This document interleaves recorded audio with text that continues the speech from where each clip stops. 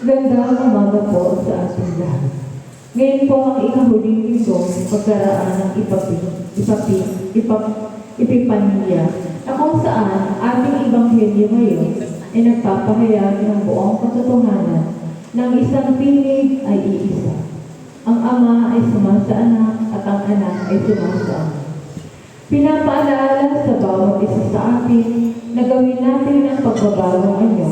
Hindi ang personal o pisikal na anyo, kundi baguhin natin ang mga bagay-bagay na ginagawa natin na hindi naaayon sa kalooban ng Diyos. Huwag tayong matakot na gawin at sundin ang mga kautusan ng Diyos kung ano ang tama at kung ano ang nararapat, sapagkat ito ang nais mangyari ng ating Panginoong Diyos. Alalahanin natin na sa bawat hakbang o sa bawat ginagawa natin na tama ay lagi natin kasama ang Diyos sa pamamagitan ng Kanyang banal na Espiritu. Atin din pong isama sa ating panalangin sa umagang ito ang lahat ng mga magdiriwang at nagdiriwang ng kanilang kaarawan na sina Alres Jan Sarmiento, Jovenil Aranilla, Brian Labosta, Princess Realin Candelaria at Mary May Mani. Magsitayo po ang lahat at ating awitin ang pambungad na awit.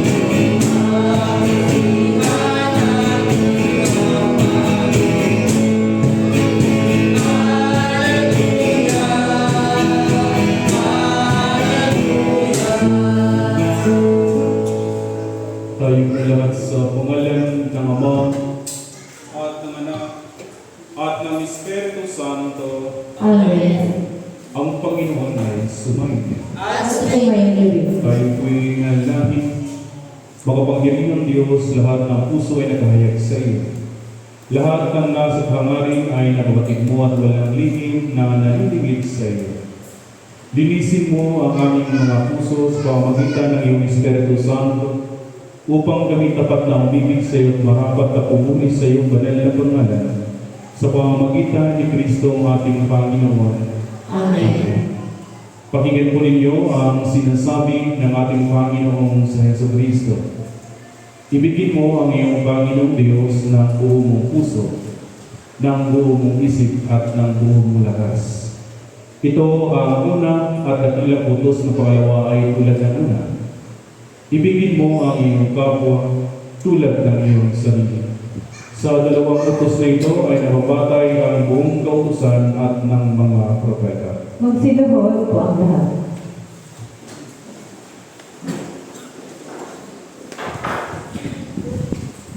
Sabay-sabay po natin pagsisihan ng ating mga pagkakasala sa Diyos at din po sa ating kapwa.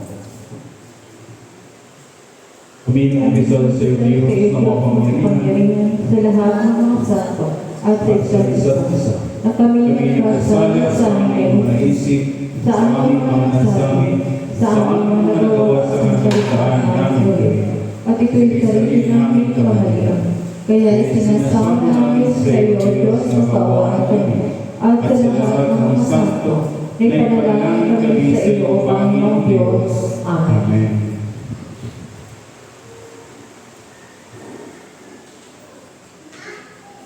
Awan po kayo ng mga Panginoon ng Diyos, patawarin kayo ng inyong mga kasalanan, at patnubayan kayo sa buhay na walang hanggan. Sa pamamagitan ng Yesu Kristo na ating Panginoon. Amen. Magsitayo po ang lahat. Panginoon, maawa ka. Panginoon, maawa ka. Kristo, maawa ka. Kristo, maawa ka. Kristo, maawa ka. Panginoon, maawa ka. Panginoon, maawa ka. Panginoon, maawa ka.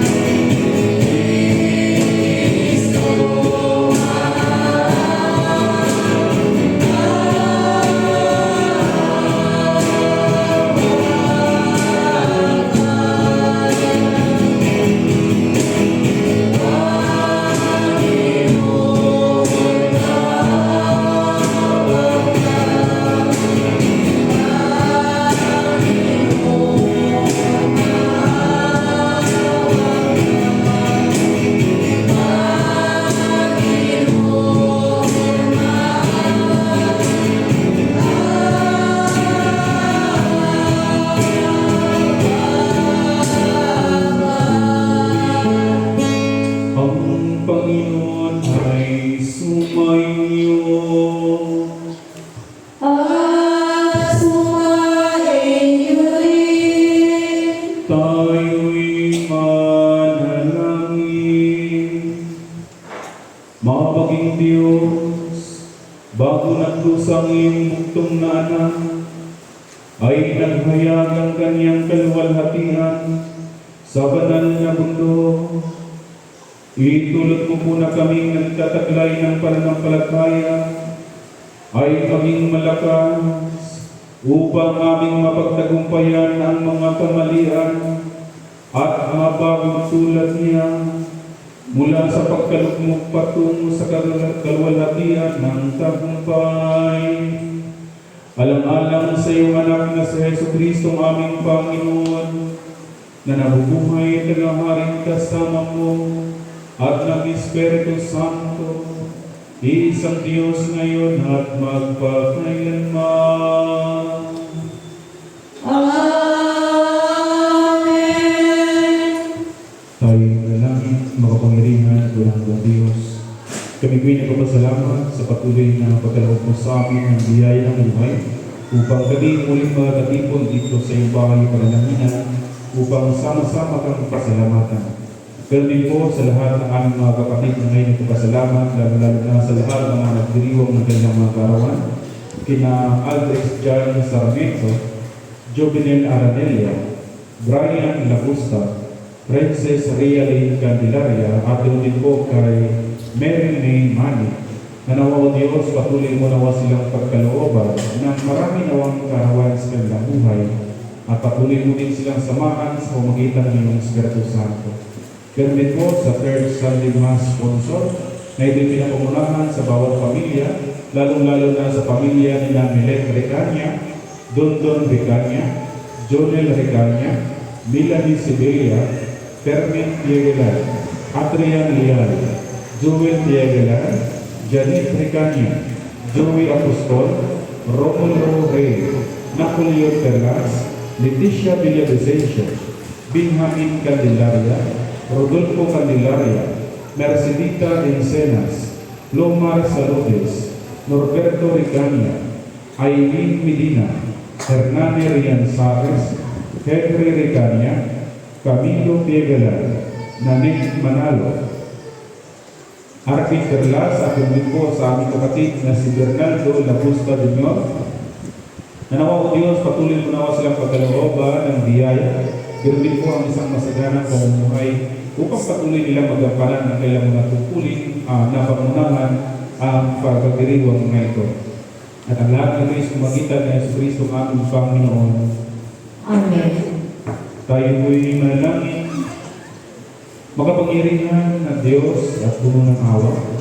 Patuloy namin idinudulog sa iyong harapan ng aming mga kapatid na may mga karamdaman. Nanawa, tigil mo aming mga nagkakaisang panalangin at ipagkaloob mo sa kanila ang malakas na pangatawan, matibay na pananampalataya at kagalingan mula sa kanilang karamdaman. Lalo-lalo na sa aming mga kapatid na sina Maylin Villavicencio, Rudy Saludes at kinunit po sa aming kapatid na si Padre Edwin Lotro. At ang lahat ng ito ay sumagitan ng Yesu Cristo aming Panginoon. Amen. Tayo ay manalangin, O Diyos na walang hanggan, amin din po iginutulog sa iyong harapan ang aming mga kaluluwa ng aming mga kapatid na sumakabilang buhay na. At naway patuloy mo silang kaglawat kung sa buhay na walang hanggan. Lalo-lalo na sa mga kaluluwa ng aming mga kapatid na sina Elpedio Reyes, Mauro Reyes, at din po sa kaluluwa ni Dionisio Reyes. At ang lahat ng ito ay sumagitan na Yesu Cristo aming Panginoon. Amen. Magsiyo po ang lahat at ating pakinggan ang mga pagbasa. Ang kapangyarihan ay katumbas ng pananalig at pananampalataya ng isang taong matuwid at may mabuting puso. Ito ay pinagkakaloob ng Diyos sa mga taong may tunay na malasakit, marunong magpakumbaba at may butilang na puso, at patuloy na sumusunod sa kanyang mga banal na kautusan. Ating pong pakinggan ang unang pagbasa.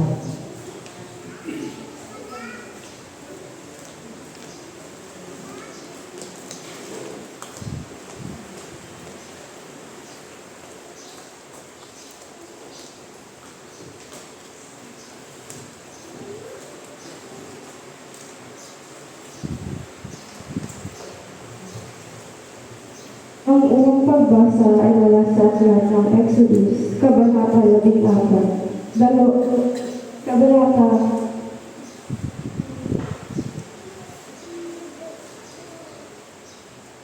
24, nagsisimula sa talata 12 hanggang talata 11. Nabi ni Yahweh kay Moises, umakyat ka rin, maghintay ka at ibibigay ko sa iyo ang mga patyas ng batong kinasusulatan ng mga kauksan at ng mga tagubilin. Sinulat ko ito upang maging tuntunin ng mga tao. Umakyat na si Moises kasama si Josué. Bago siya lumakad, sinabi niya sa mga lider ng Israel, hintayin ninyo kami rito, kasama niyong maiiwan sina Aaron at Hur. Sila ang inyong lapitan sakaling may gusto na mangyari sa inyo. Umakyat si Moises sa bundok at ito'y natakpan ng lupa. Ang bundok ng Sinai ay nalukuban ng kapangyarihan ni Yahweh. Ayon na araw ito nabalutang ng ulan. Nang ikapitong araw, si Moises ay tinawag ni Yahweh para sa gitna ng ulan. Nakita rin ang mga Israelita ang kapangyarihan ni Yahweh. Nawari nila ay maliyag na apoy sa kalungkok ng bundok. Umakyat naroon si Moises at nagpaloob siya sa ulap sa loob ng 40 araw at 40 gabi. Ito po ang salita ng Panginoon. Salamat sa Diyos.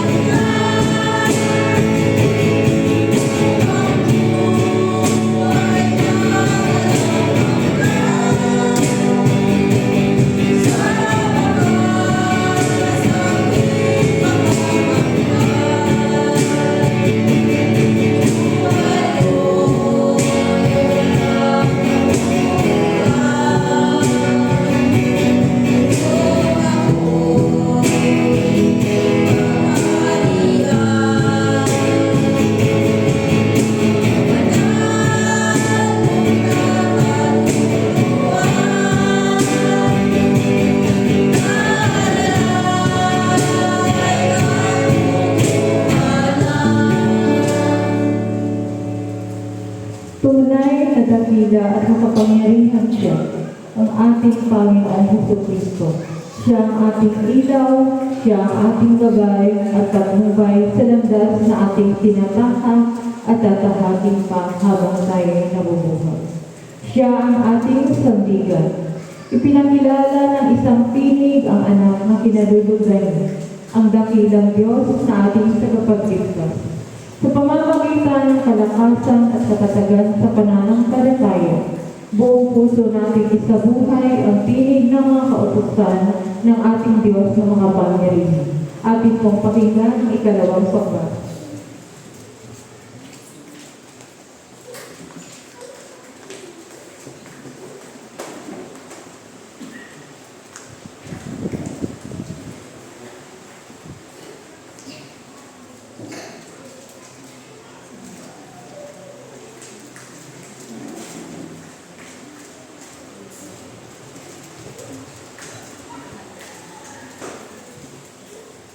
Ang ikalawang pagbasa ay mula sa ikalawang sulat ni Pedro, Kabanata 1, nagsisimula sa talata 16 hanggang talata 17. Ang ipinahayag namin sa inyo tungkol sa huling pagparito ng ating Panginoong Jesucristo na puspos ng kapangyarihan ay hindi sa mga alangat na kathalaman ng tao.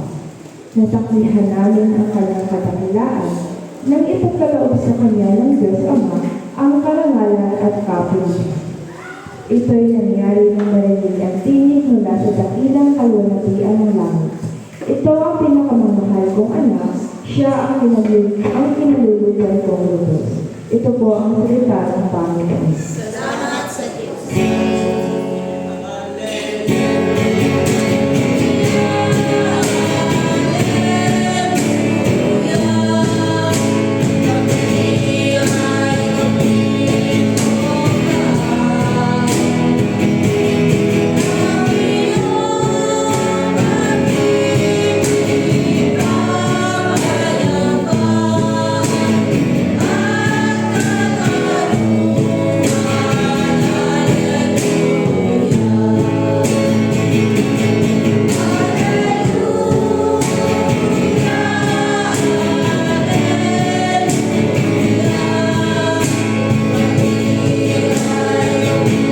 Magpasayo po ang lahat na pagbibigay dala ng banal na Ebanghelyo.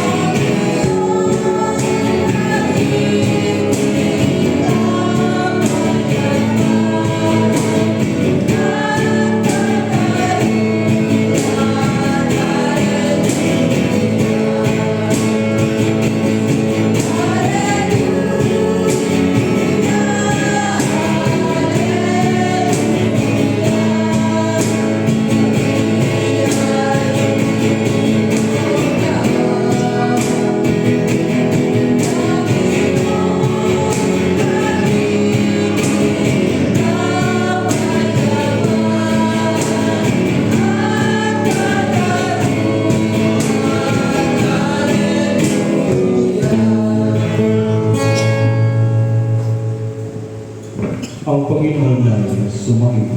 At sumainyo. Ang mabuting balita ng ating Panginoong si Jesucristo ayon kay San Mateo sa Kabanata 17 na nagsisimula sa unang talata hanggang talata 9. Salamat sa iyo, Panginoong Jesucristo.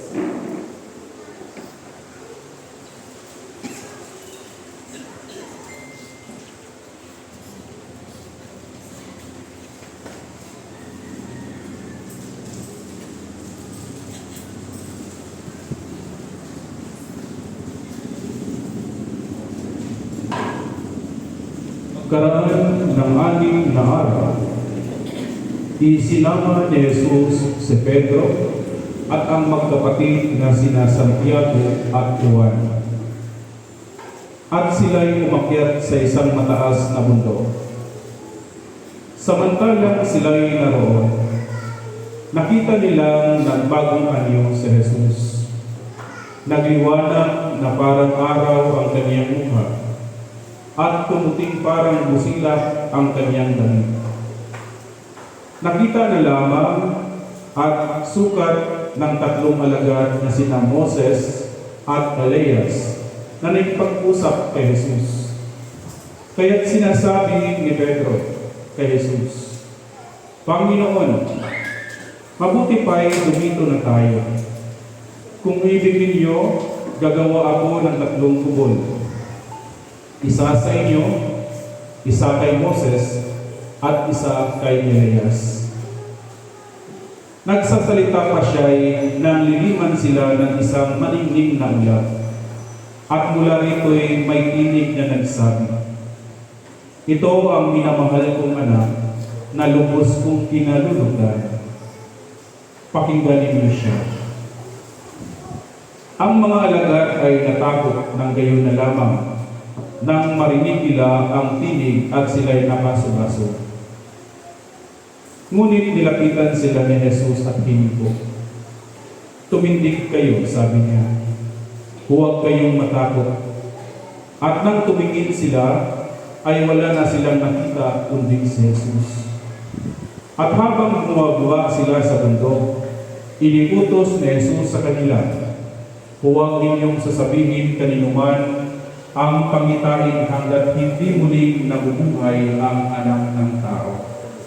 Mga kapatid, ang mabuting balita ng ating Panginoong sa Jesucristo. Papuri sa iyo, Panginoong Kristo. Magsiupo po ang lahat at ating pakinggan ang mga pangaral.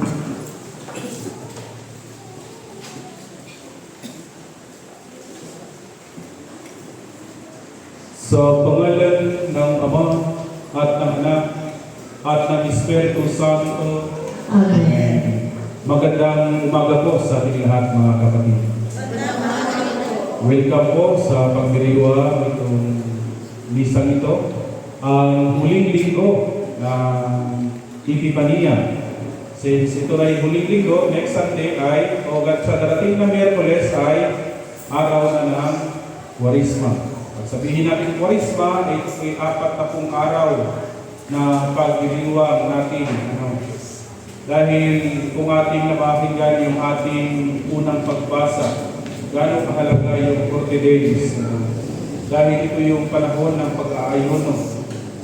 Sa aklat ng Exodo ay sa loob ng 6 na araw ay nilukuban ng ulap ang bundok Sinai.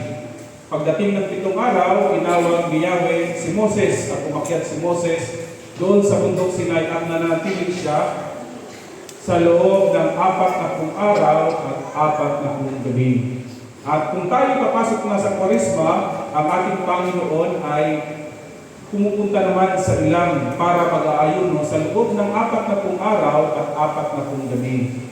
At bago tayo papasok doon, kung ating pagninilay-nilayan ang ating banal na Ebanghelyo, ito'y patungkol sa tagpo ng ating Panginoong sa Jesus at ng kanyang tatlong alagad nung dinala niya sa bundok Tabor ang kanyang tatlong alagad. At doon nila nakikita yung pagbabagong anyo ng ating Panginoong sa Jesus. Nakikita nila ang tatlong persona, si Jesus, si Moses, at ganoon din si Elias.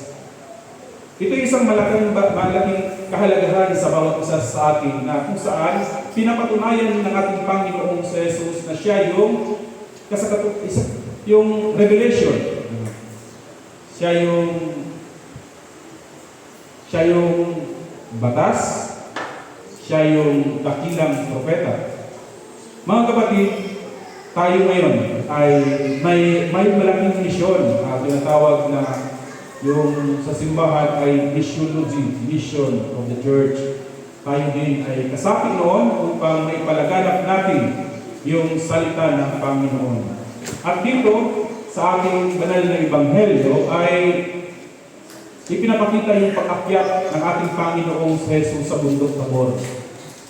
Ang bundok na kung saan ay doon natagpuan ang ating Panginoon dahil sa malayo sa ingay o kung anumang mga nasa kapaligiran. Doon tayo makapag-reflect at doon natin matatagpuan ng Diyos. Minsan sa buhay din natin mga tao, maraming bundok na kinakailangan akyatin natin.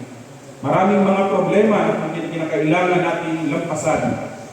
At kung malalampasan natin ito'y dahil sa tulong ng ating Panginoon at doon natin makakausap ang Diyos.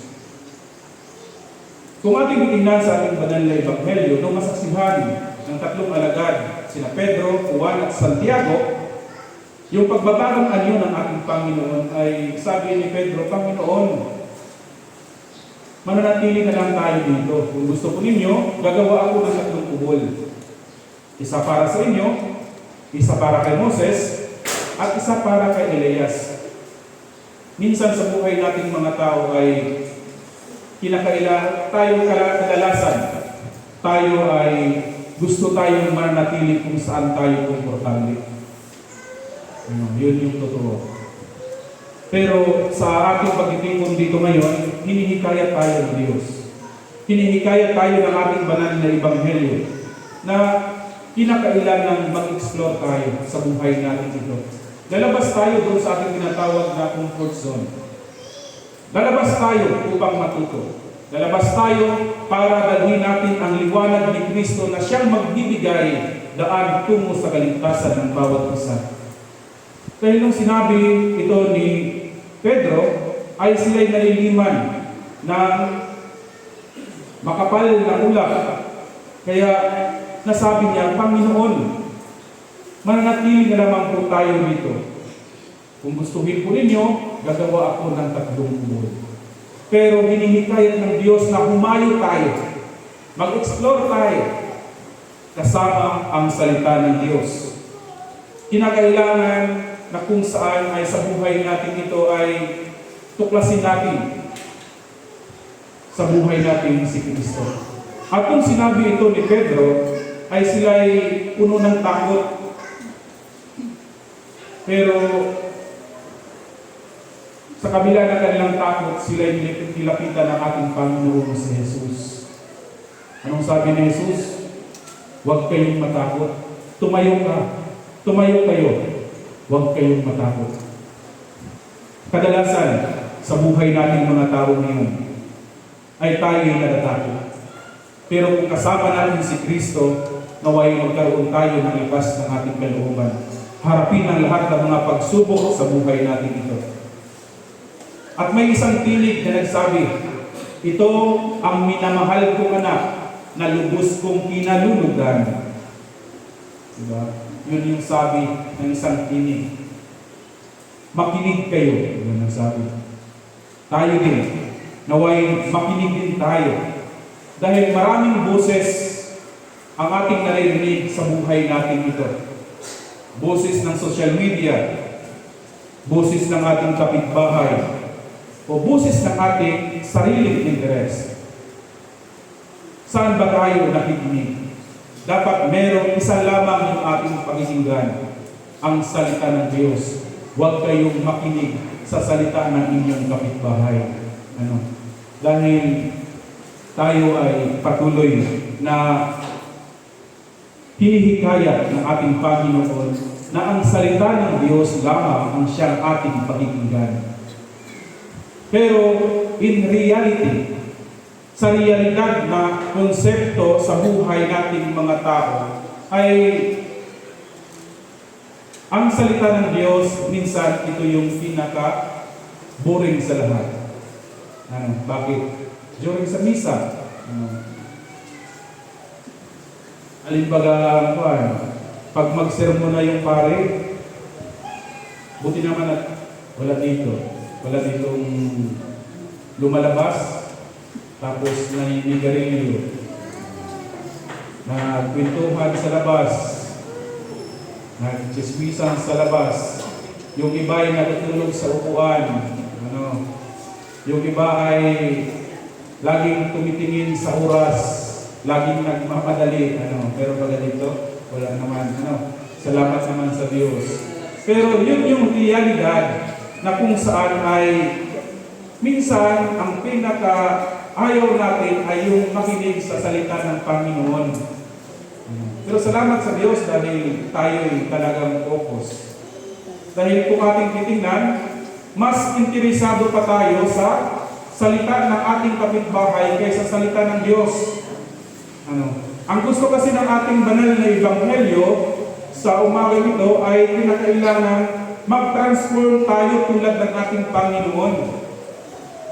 Ano ba yung kinakailangan natin i-transform? Yung integral part ng ating buhay.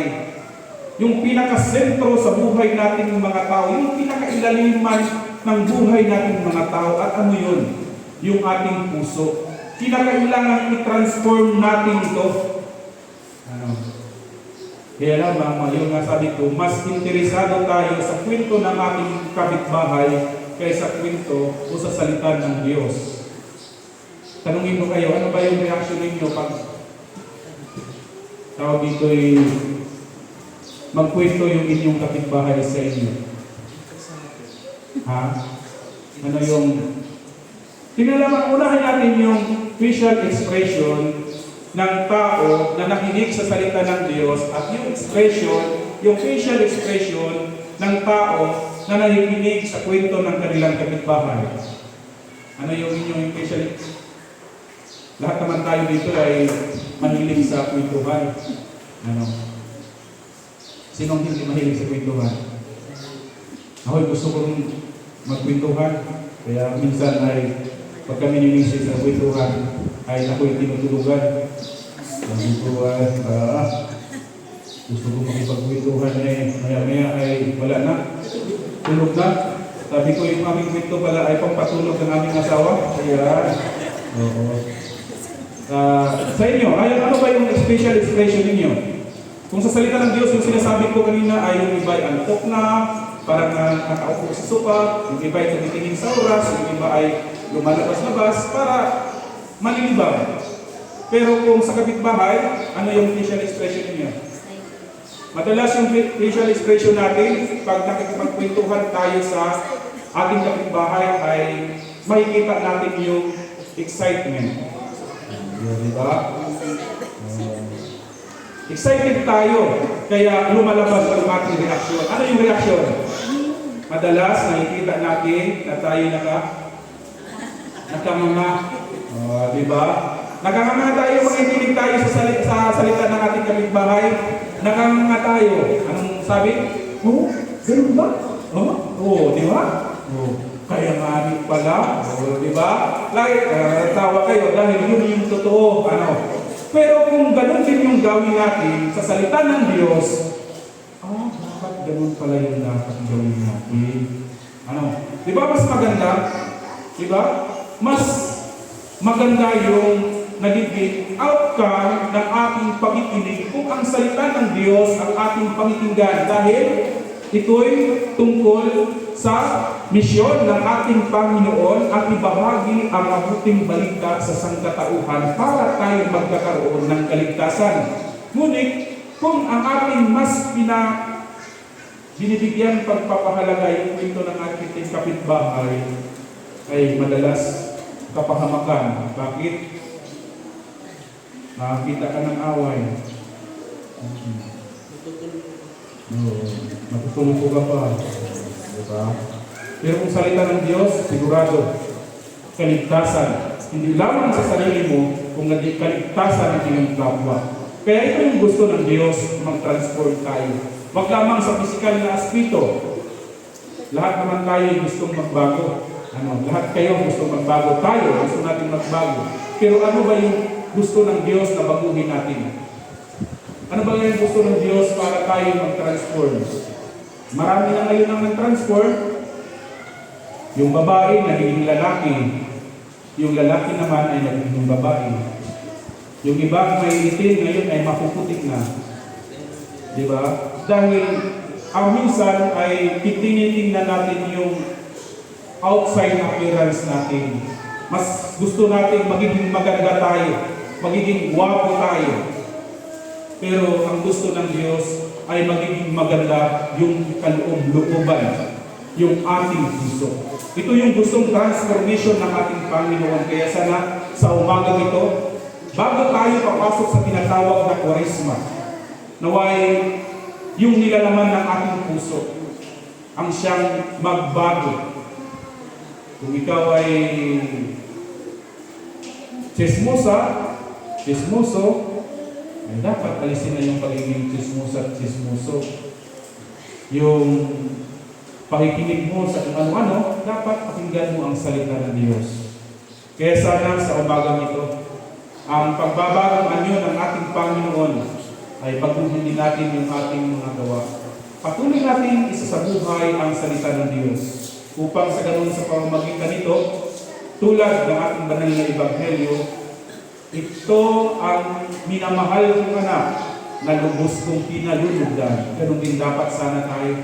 Sabihin ng Diyos na ito ang minamahal kong anak, lubos kong pinalulugdan. Kaya sana pakinggan natin ang salita ng Diyos dahil ito'y magbibigay sa atin ng kaligtasan ng bawat isa sa atin at tayo magkakaroon ng buhay na walang hanggan. Sana sa lahat na narito ngayon, patuloy din po natin ipanalangin ang ating mga kapatid na ngayon patuloy na sumikap para sa kanilang ibang buhay. Naway, patuloy tayo pagpalalim ng buong may kapal. Sa pangalan ng Ama at ng Anak at ng Espiritu Santo. Amen. Magsitayo po ang lahat at ating sambitin ang sumasampalataya. Sumasampalataya kami sa isang Diyos, amang makapangyarihan, Na nalikha ng langit at lupa, at ang lahat ay kita at dinikita. Sumasampalataya kami sa isang Panginoong Jesucristo, bugtong na anak ng Diyos, nagmula sa Ama bago pa nagsimula ang panahon. Diyos buhat sa Diyos, liwanag buhat sa liwanag. Diyos na totoo, buhat sa Diyos na totoo. Inianak hindi nilikha sa isa sa pagka-Diyos ng Ama. Sa pamamagitan niya nalikha ang lahat, na para sa ating mga tao at sa ating kaligtasan, ay nanaon siya buhat sa langit. Sa pamamagitan ng kapangyarihan ng Espiritu Santo, ay ipinanganak siya ni Maria Birhen at naging tao. Ipinako sa krus alang-alang sa atin noong panahon ni Poncio Pilato. Nagpakasakit, namatay at inilibing, at muling nabuhay sa ikatlong araw sa katuparan ng mga kasulatan. Umakyat siya sa langit at nalublok sa kanan ng Ama, at muling darating na maluwalhati upang hukuman ang mga buhay at mga patay, at ang kaharian niya ay walang hanggan. Sumasampalataya tayo sa Espiritu Santo, ang Panginoon at kapagbigay ng buhay, na nagbubukas sa Ama.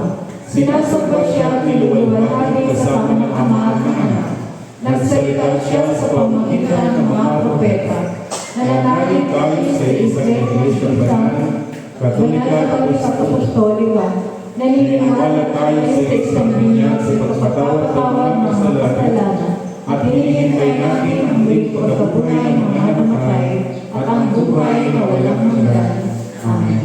Magsiluhod po ang lahat para sa panalangin ng bayan. Manalangin tayo para sa buong Iglesia ni Jesucristo at para sa lahat ng tao ayon sa kanilang pangangailangan. Makapangyarihan at walang hanggang Diyos, itinuro mo sa amin sa pamamagitan ng iyong banal na salita na manalangin at magpasalamat para sa lahat ng tao. Isinasamo namin ngayon sa iyo na tanggapin ang aming mga panalangin na iniaalay namin sa iyong makadiyos na kamahalan. Kami ang nanalangin. Panginoon, kailan mo ang aming panalangin. Idinadalangin namin ang iyong banal at pangkalahatang iglesia, lalong-lalo na Iglesia Filipina Independiente dito sa Barangay ng Hiro. Puspusin mo ito ng katotohanan, katwiran at kapayapaan, at ipagkaloob mo sa lahat ng sumasampalataya sa iyong banal na pangalan, na magkasundo sa katotohanan ng iyong banal na salita, at sama-samang mamuhay sa pagkakaisa at pag-iibigan, kami nananalangin. Panginoon, kailan mo ang aming panalangin. Bigyan mo ng biyaya ang mga kalangit, ang lahat ng obispo, pari, diakono at mga seminarista, lalong-lalo na si Most Reverend Joel O. Porlares na aming obispo Maximo, si Right Reverend Arnold M. Damayan na aming obispo de Stano, at si Reverend Father Randy C. Madhos na aming pari. Sa pamamagitan ng kanilang pamumuhay at pagtuturo, ay maipahayag naman nila ng buong katapatan ang iyong tunay at nagbibigay buhay na salita at mapamahalaan ng iyong mga banal na sakramento, kami nananalangin. Panginoon, kailan mo ang aming panalangin. Isinasamo rin namin na patnubayan mo ang mga puso ng lahat ng namumuno sa pamahalaan ng bayan ito at sa iba't ibang bansa. Magpasya raw sila ng buong talino at may katarungan, at mapalaganap nila ang kalayaan at kagalingan ng iyong bayan, kami nananalangin. Panginoon, kailan mo ang aming panalangin. Sa sangkatauhan ay pagkaloob ng iyong makalangit na biyaya, lalong-lalo na sa lahat ng mga nagdiriwang at magdiriwang ng kanilang kaarawan, na sina Alrich John Sarmiento, Jovenil Aranilla, Brian Labosta, Princess Rhealis Candelaria, at ganon din kay Mary May Manny.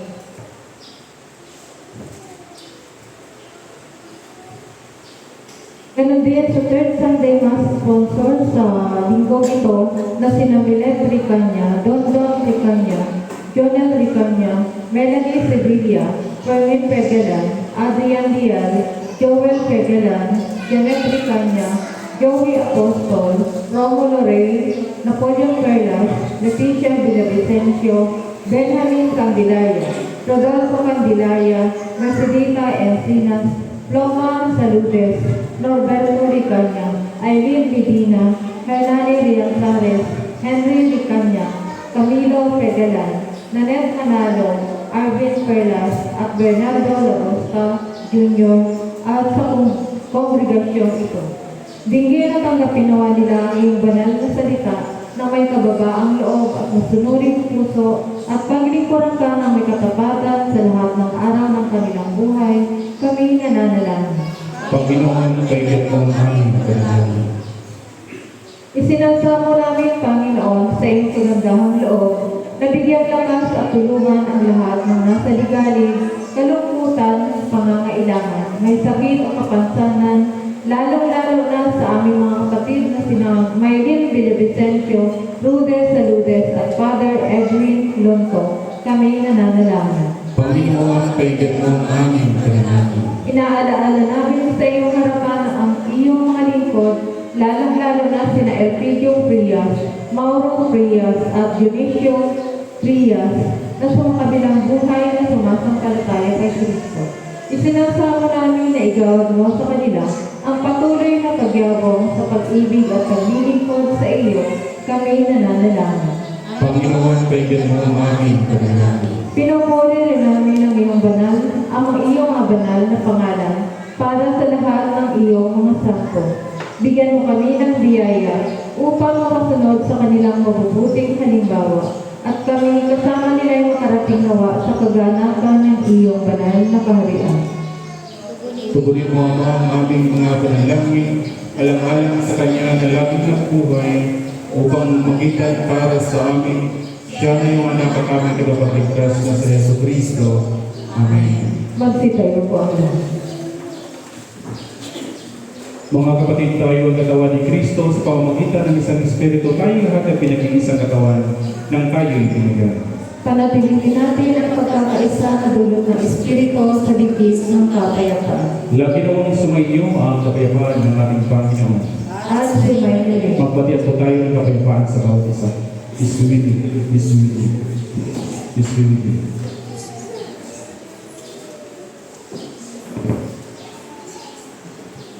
Bigay sa Panginoon ang karangalan na harapan sa kanyang pangalan, magdala ng alay at pumarot sa kanyang harapan. Magsiupo po ang lahat at ating ihanda ang ating mga sarili sa pag-aalay.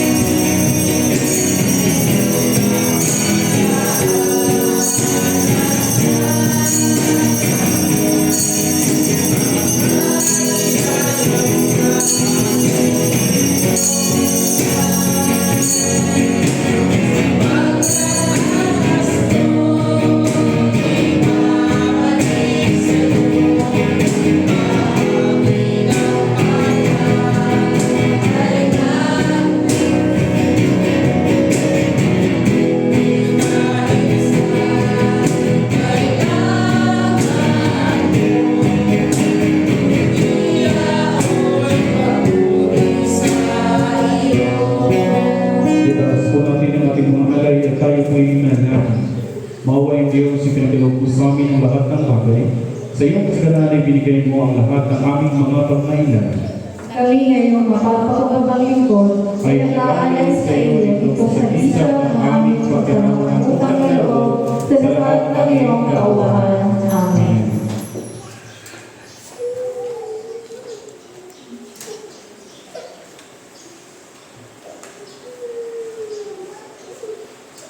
Daos po natin yung tinapay para sa panalangin. Walang hanggang Diyos, pinatubo mo ang butil at mula rito ginawa namin ang tinapay na ito. Iniaalay namin ito sa iyo upang sa amin na naging tinapay ng buhay. Ipagkaloob mo na kami tatanggap nito ay mabuklod sa higis ng pag-iibigan. Amen.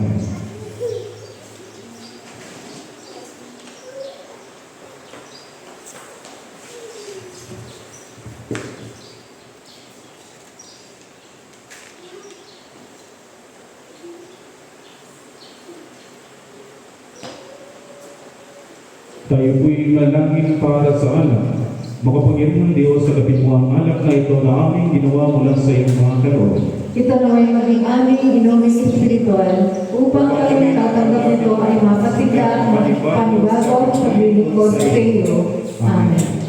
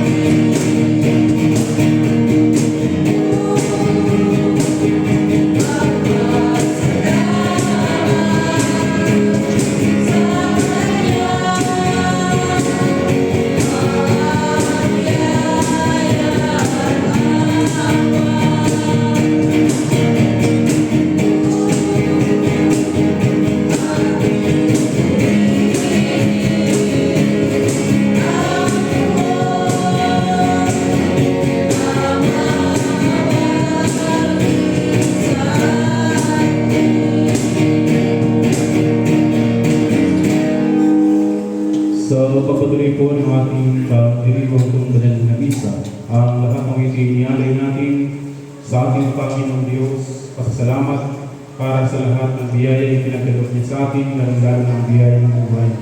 Ganun din po sa lahat na naikisa sa pagdiriwang itong banal na misa, naway ang ating mga panalangin na hinihain natin na para sa Diyos ay ipagkaloob nawa sa bawat isa sa atin. At puspusin nawa kayo ng kababala ng ating Panginoon. Ganun din po sa banal na Eucharistia ito. Ay isama din po natin sa mga salamat, lalo na sa lahat ng mga nagdiriwang at magdiriwang pa ng kanilang mga karawan na sina Aldrich John Sarmiento, Jovenel Aranilla, Brian Labusta, Princess Rhiannon Candelaria, at din po sa ating kapatid na si Mary May Manik, na naway pagpinawa kayo pagkalooban ng marami panawang kaarawan sa inyong buhay. Ganun din po sa sponsor sa umagang ito, ang Third Sunday Mass sponsor na puspusin nawa kayo na pababala ng ating buong may kapal. At tulungan din po natin sa pamagitan ng ating mga nagkaisang panalangin, ang ating mga kapatid na may mga karamdaman. Naway pagkalooban sila ng kagalingan ng kanilang pangatawan, malakas na pangatawan upang patuloy na may mapaglingkuran ng Diyos. Lalo na sa ating mga kapatid na sina Michael Villavicencio, Rudy Salutes, at din po kay Father Edwin Bunto. At isama din po natin sa ating mga panalangin sa pamagitan ng banal na misa ang mga kaluluwa ng ating mga kapatid na sumakapilang buhay na naway pagkaloob sa kanilang katahimikan para sa kanilang mga kaluluwa. Lalo-lalo na sa mga kaluluwa ni Elvedio Reyes, Mau Reyes, at din po sa kaluluwa ni Dionisio Reyes. Manalangin tayo mga kapatid upang ating haling marapat sa Diyos, amang makapangyarihan. Ang gabinawa ng Panginoon ang ating hain sa ikabupuri at ikaluluwa natin ang kanyang pangalan sa ating kabubuti at ng buong ng Iglesia.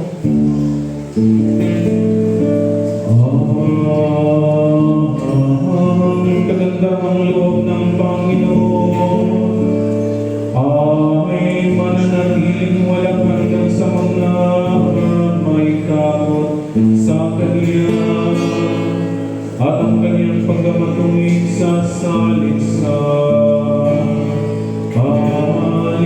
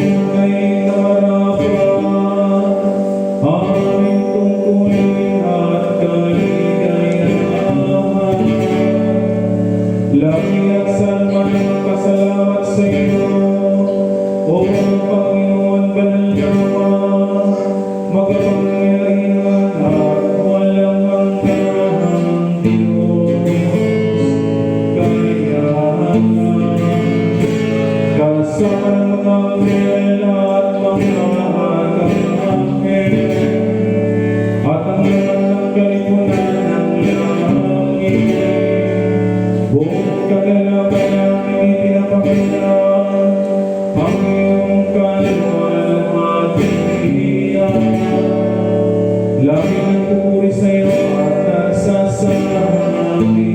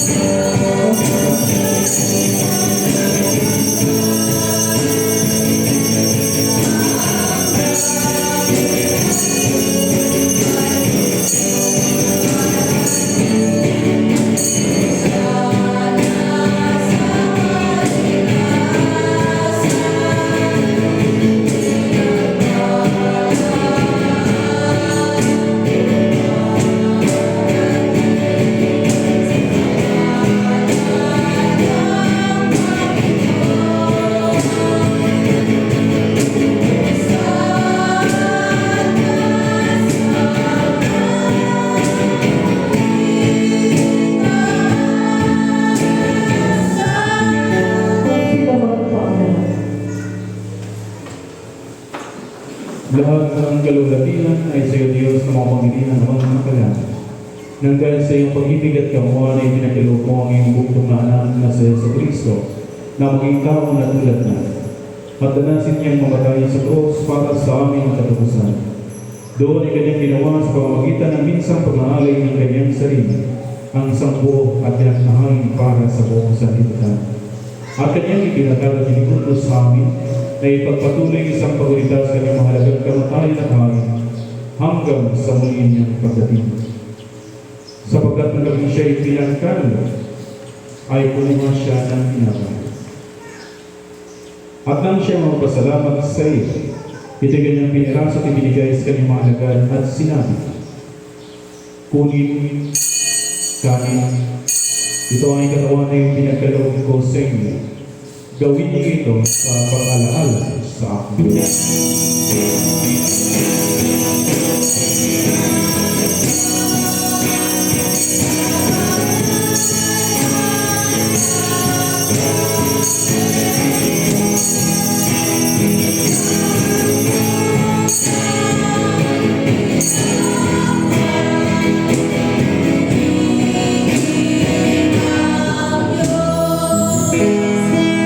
Matapos ang hapunan ay kinuha niya ang kanin. At nang siya magpasalamat, ito'y kanyang ibinigay sa kanila at sinabi, inumin niyo ito, kayong lahat. Sapagkat itong aking dugo ng bagong tipan ay binubuhos ko para sa inyo at para sa marami. Sa ipagpatawad ng inyong mga kasalanan kailanman at inumin niyo ito ay gawin sa pag-alaala sa akin.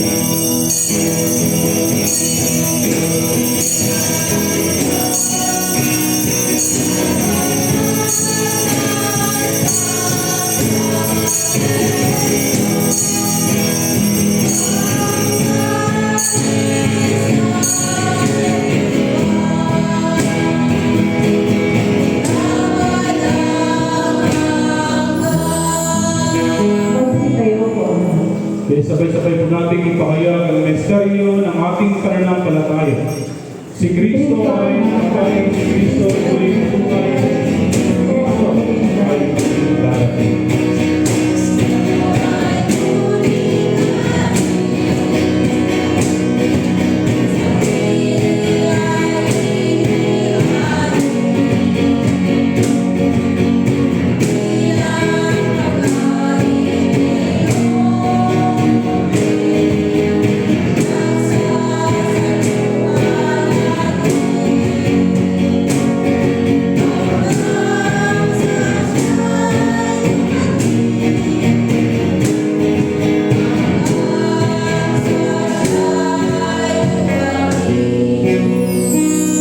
Kayo na ang Panginoon at amang magalangit, ginaganap namin ang iyong mga paglingkod at palaalang iniutos ng iyong anak.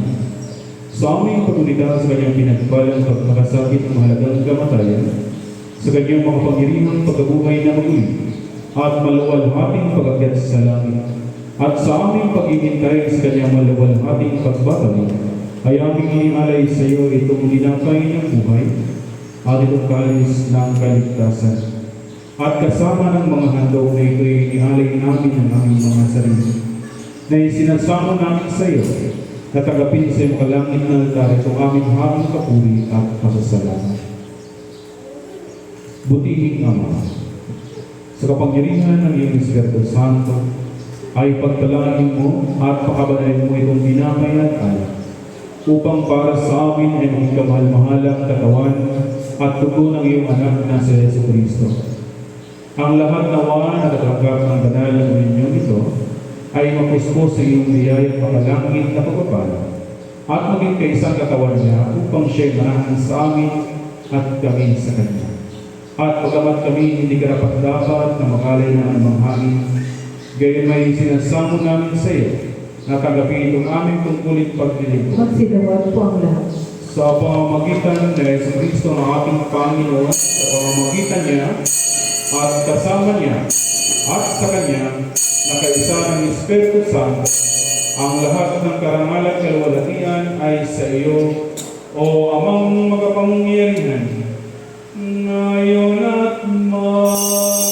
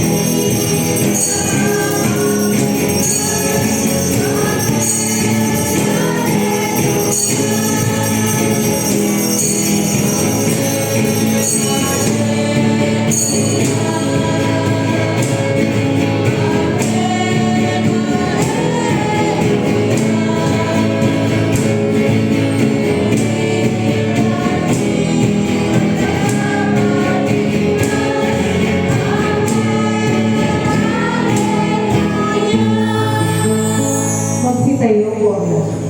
At tulad ng itinuro sa ating ng aming tagapagligtas na si Yesu Cristo tayo ng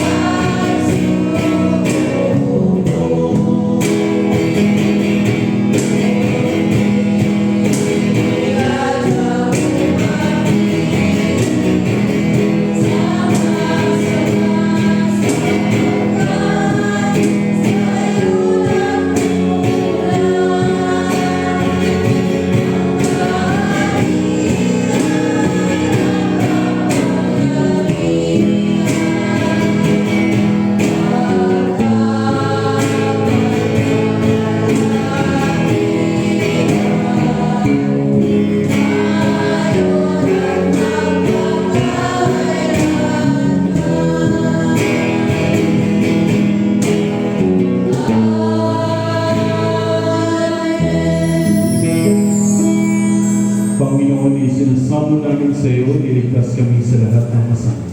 At ipagkaloob sa amin ang iyong kapayapaan sa panahon namin. Sa tulong ng iyong awa, ilayo kami sa pagkasalat iligtasan nila.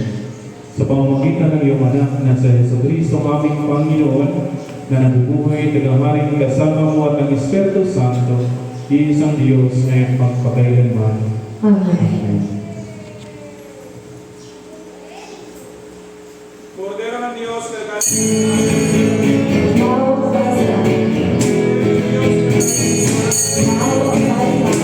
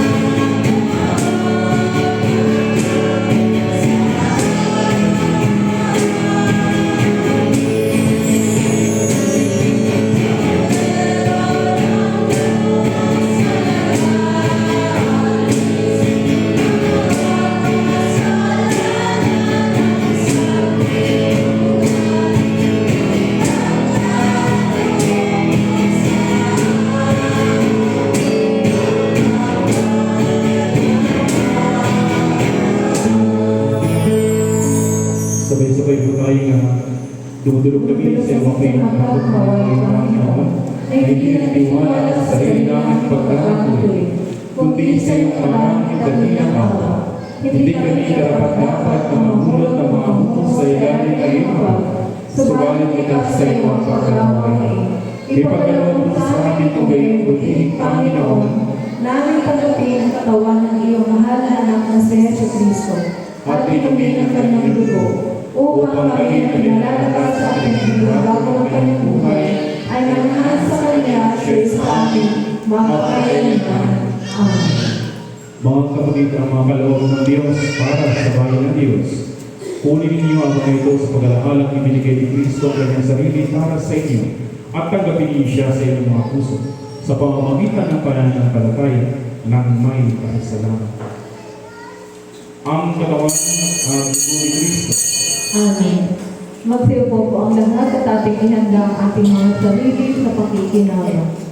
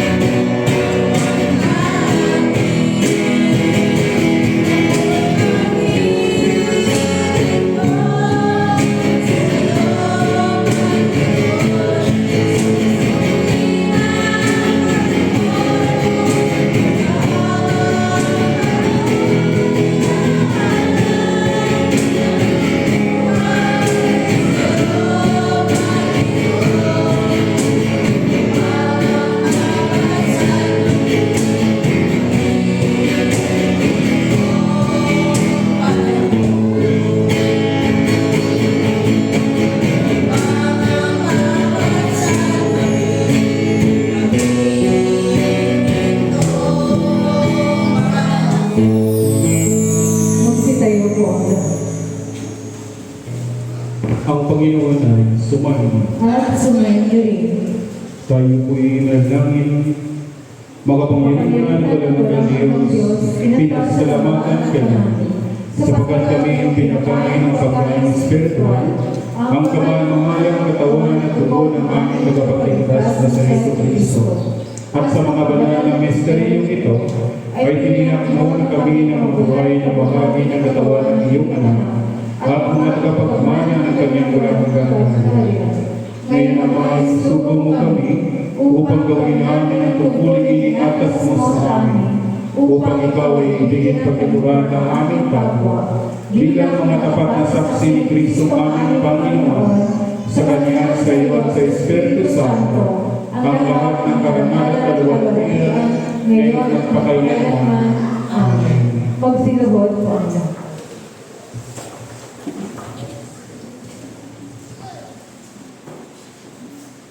Ang kapayapaan ng Diyos sa di manirit ng buong pangunawa, matatag na ingatan kayo sa kalaman at pag-ibig sa Diyos at sa Kanyang anak na sa Jesucristo ng ating Panginoon.